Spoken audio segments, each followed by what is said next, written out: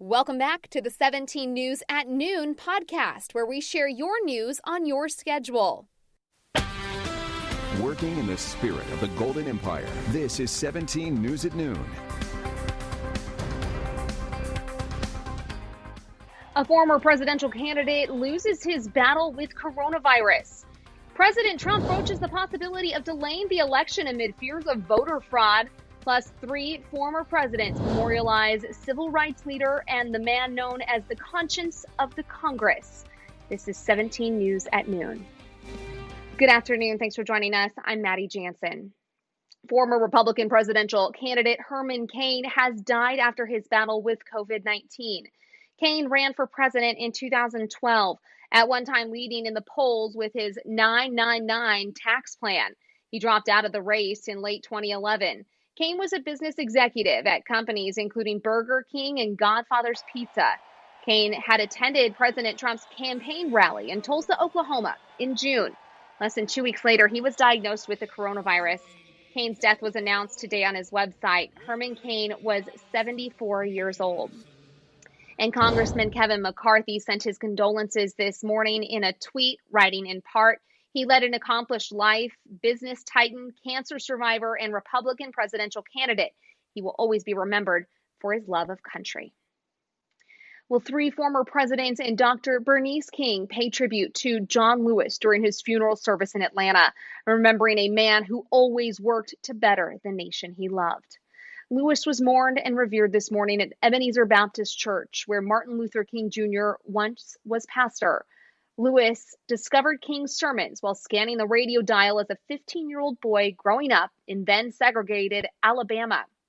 King continued to inspire Lewis's civil rights work for the next 65 years as he fought segregation during sometimes bloody marches, Greyhound bus freedom rides across the South, and later during his long tenure in the U.S. Congress.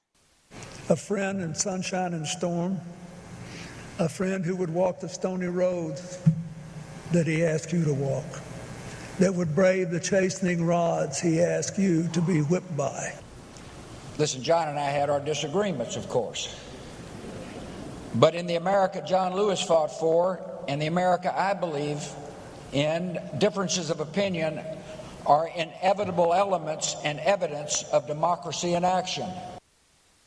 Thank you, O God, for this great man who lived among us, who now joins the great cloud of freedom fighters. Lewis died July 17th at age 80. Meantime, this morning on Twitter, President Trump broached the possibility of delaying the 2020 election because of the possibility of voter fraud due to mail-in voting. He claims the election will be the most inaccurate and fraudulent election in history because of mail-in voting. He also says it would be an embarrassment to the USA. However, the president does not have the authority to change the date of the election. That goes to Congress.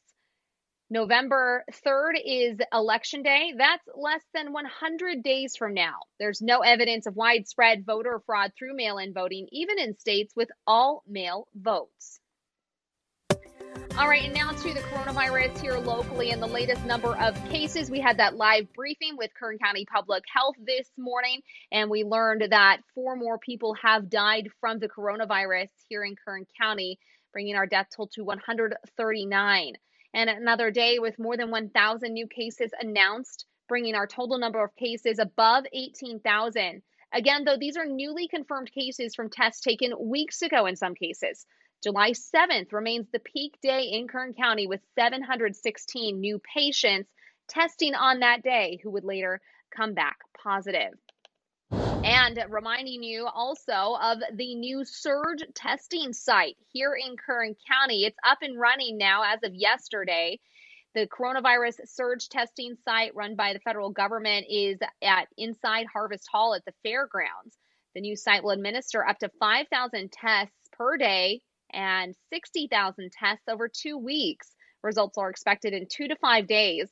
Some people have been waiting as long as 3 weeks for results. The site takes walk-ups, but appointments are highly encouraged. We've posted a link to sign up on our website, kget.com.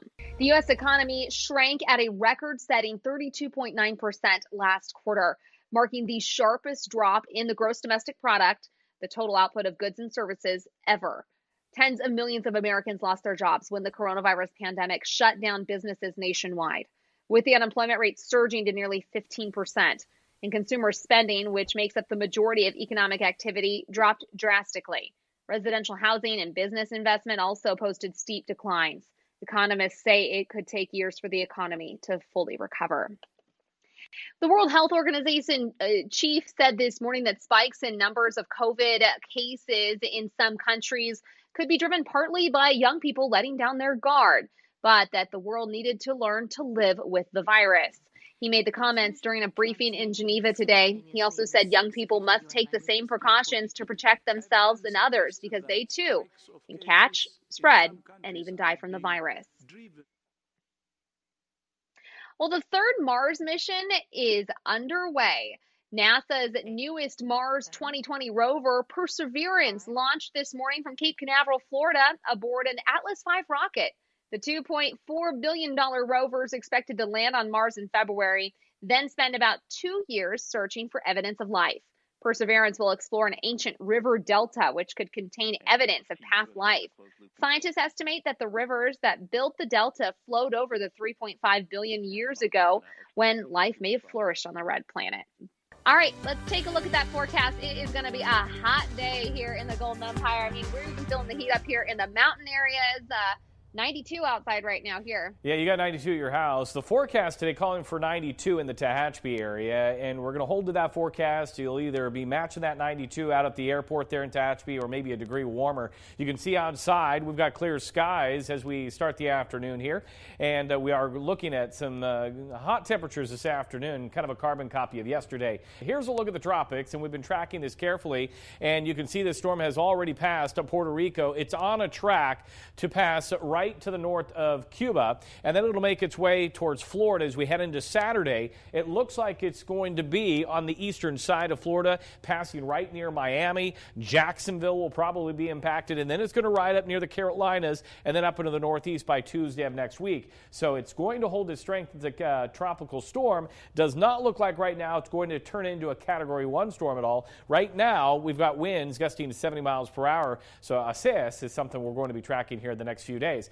Here at home, beautiful conditions looking off to the east right now. We have clear skies, and here's a look at the temperatures. We've got 92 in Delano, 90 in Buttonwillow Taft at 94, and then for the mountains, we've got 82 in Pine Mountain Club, 91 in Tehachapi, and Lake Isabel at 91 as well. Ridgecrest, already at 102. We've got a little bit of cloud cover along the coastal areas. That'll burn off throughout the day. Interior part of the state looking clear. Once again, no changes on that front. Here's a look at the daytime highs today. 99 in Sacramento, 104 in Fresno. Into Los Angeles, San Diego, we're looking at lower to upper 70s. 112 in Vegas and 117 degrees in Phoenix this afternoon.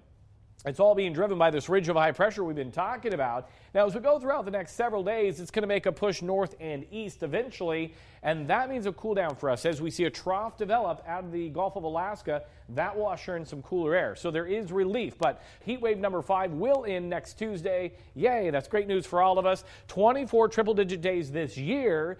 On average, we see about 33 100-degree days, and the most 100-degree days was set back in 1917 when we saw 76 of them. So we'll see how this year fares out. Now, when we're out in the heat, just outside, you might hear a vibration here at the studio. It's because they're doing construction out there. So there's a lot of people that have to deal with this heat throughout the day. So we want to make sure people avoid direct sunlight, take frequent breaks, stay hydrated. That's the key when we see these triple-digit temperatures throughout the summer months. Now, air quality today, unhealthy for sensitive groups. Your AQI at 112. And today, we are going to be right near 104. Again, yesterday, 103, 102 in Delano, 100 in Taft, 101 in Maricopa. For the mountains in the Kern Valley today, sunny skies. 85 in Pine Mountain Club, Tehachapi, 94. And then we've got 101, Lake Isabella, Wofford Heights at 100. And then for the desert today, the hotspot Ridgecrest at 109. 102 in Mojave. Take a look at the extended forecast here. And tomorrow will be near 103, 102 on Saturday. And then the good news is, I said heat wave number 5 will end next Tuesday, Wednesday, upper 90s. For the mountains, plenty of heat, lower 90s through Sunday. Upper 80s return Monday, Tuesday, Wednesday. And then for the Kern River Valley, triple digits through Saturday, then upper 90s return next week. So, again, a few more days, we have to deal with the triple digits. Sad news for fans of Dunkin'. More trouble for the coffee chain. About 800 locations may permanently close this year, according to a new report from the Dunkin' brand group. The company also said it may close about 350 international locations. Dunkin' says the closures will mostly involve low-volume sales locations and would include the previously announced 450 Speedway locations and gas stations around the U.S. No word yet as to which Dunkin' locations will close this year. The Dunkin' brand group also includes Baskin-Robbins restaurants, but the latest report does not say whether any Baskin-Robbins locations will be closing. Well, if you give the gift of life this weekend, you'll get a sweet treat in return. Houchin's teaming up with DeWars for its Pint for a Pint campaign, giving away a pint of ice cream to everyone who donates a pint of whole blood. You don't have to be a COVID-19 survivor to cash in on this deal. They need everyone's blood right now. Donations are so crucial. The blood drive is Saturday outside the DeWars Ice Cream Parlor on the corner of Ming and Buena Vista, going from noon until 5. You can also get a free t-shirt and a free COVID-19 antibody test to see whether you've had the virus. A local dance group is hoping to inspire kids to fall in love with reading. The Kern Dance Alliance teamed up with the Kern County Library and Kern Literacy Council to bring children's books to life through dance. It's called Books in Motion. The dance team acts out and narrates popular children's books using easy-to-learn choreography. These Books in Motion performances will be released digitally. Organizers say the program helps bring stories to life and get kids interested in reading. They also say it has the additional benefit of helping kids stay fit and active by teaching them dance moves. Well, Lemont Unified School District is holding its first day of school today. Of course, it's all happening virtually. Other school districts across the country are also expected to start virtual distance learning in the coming days and weeks. Working in the spirit of the Golden Empire, this is 17 News at Noon. The 17 News at Noon podcast is a production of KGET and Nexstar Media Group. For more on all of the headlines in today's show, head to KGET.com.